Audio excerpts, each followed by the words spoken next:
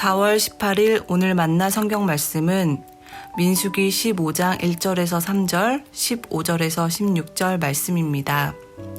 주님께서 모세에게 말씀하셨다. 너는 이스라엘 자손에게 일러라. 그들에게 이렇게 말하여라.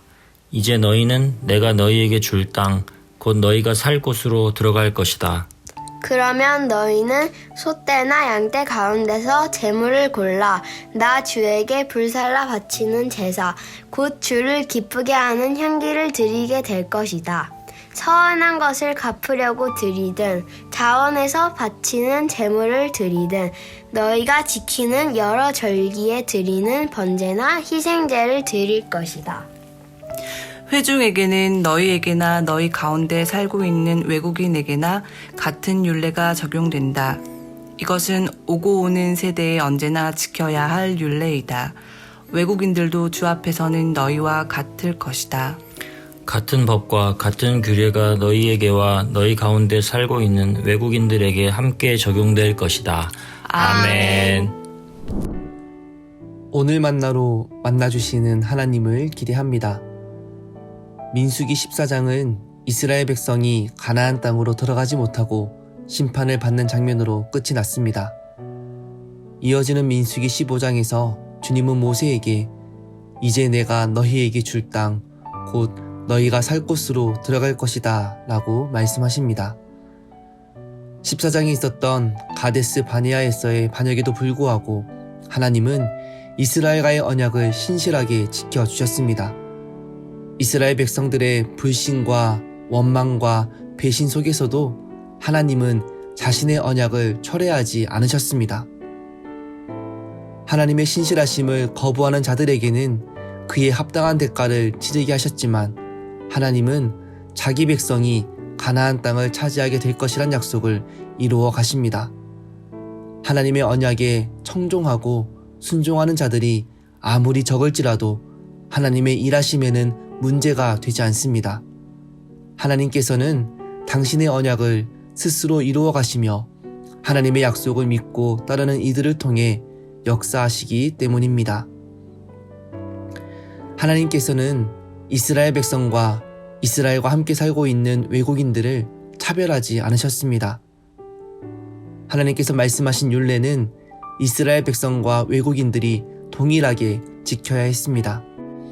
또한 이 율례는 임시적인 것이 아니라 오고 오는 세대들이 영원히 지켜야 할 율례, 예수 그리스도께서 완성하실 때까지 반드시 지켜야 하는 영원한 규례임을 말씀하십니다. 하나님 나라는 이스라엘 민족에게 국한된 좁은 의미가 아닙니다. 온 세상이 하나님의 통치가 이루어질 하나님 나라입니다. 이스라엘은 그 하나님 나라의 증인입니다. 그렇기에 이스라엘이 먼저 하나님의 율례를 따라 살게 하시고 하나님의 은혜를 누림으로 온 세상이 하나님을 믿고 사는 축복이 무엇인지 알게 하셨습니다. 열방을 하나님의 백성으로 이끄는 제사장 나라로서의 사명이 이스라엘의 존재의 목적입니다. 오늘 본문을 통해 이스라엘의 불순종에도 불구하고 당신의 언약을 이루어 가시는 신실하신 하나님을 알 수 있습니다.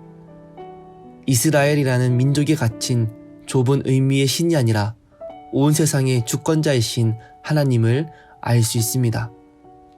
그 하나님께서 이스라엘과 언약을 맺으셨고 오늘 우리와 언약을 맺으셨습니다.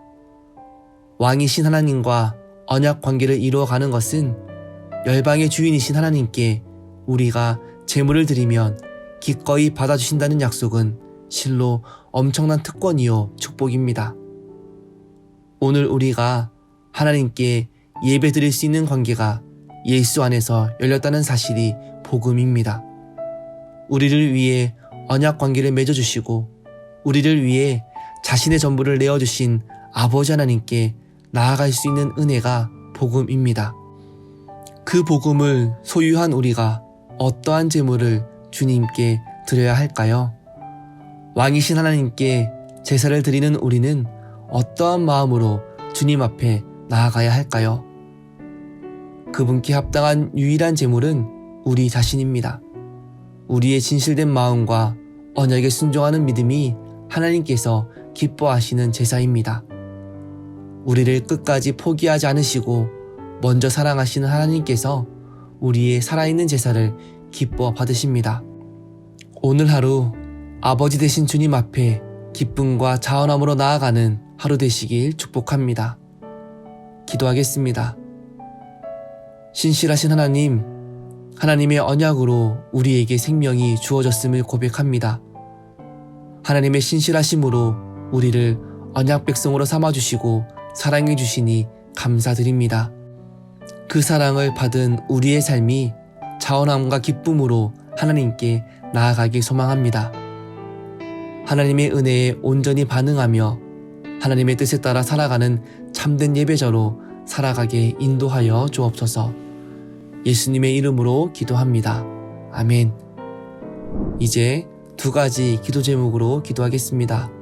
첫째, 오늘 우리의 삶이 하나님께서 기뻐 받으실 살아있는 예배자로 세워지게 인도하여 주옵소서. 우리의 예배가 무거운 규율과 종속이 아니라 참 기쁨과 해방의 노래로 하나님을 찬양하게 인도하여 주옵소서. 둘째, 국가와 사회를 위해 기도합니다. 낮은 곳으로 임하시고 죽기까지 사랑하셨던 예수 그리스도의 정신이 사회 각 영역의 그리스도인들로 회복되게 하시고 사회의 선한 영향력들을 흘러보내는 통로가 되게 하옵소서.